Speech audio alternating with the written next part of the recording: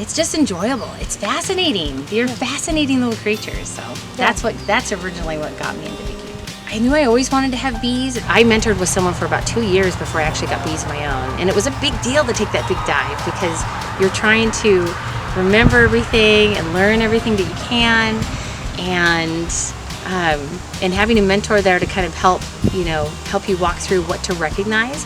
I think that's the biggest challenge with beekeeping is you want to know what you're looking at and then be able to recognize what it means. Let's see, but I also don't see any larvae on this one. Oh wait, maybe I do. When I got bees, I realized there's a huge learning curve, right? It's not something you can just learn in a year or two. There are people who are beekeeping for 10, 20 years that are still learning.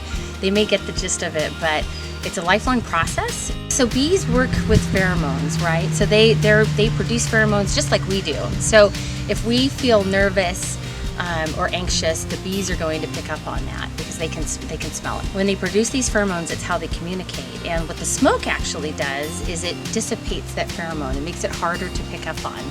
So it doesn't really calm them. It just basically doesn't give them a message, or it masks the messages that they're trying to share.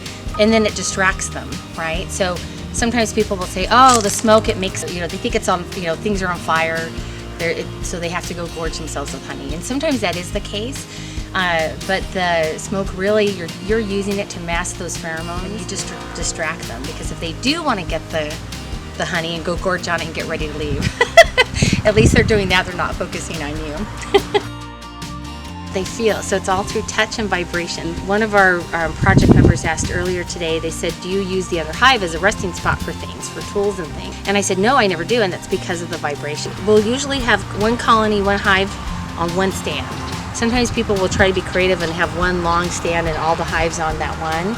But what happens is you start working the first hive, the vibrations are going to carry all the way through, and by the time you get to the end, that hive is already agitated because they know something else is going on, right? They already know that somebody's coming. The goal is to keep the bees calm and not to cause vibrations that you don't have to cause, especially as a new beekeeper, right? You want it to be as smooth as possible.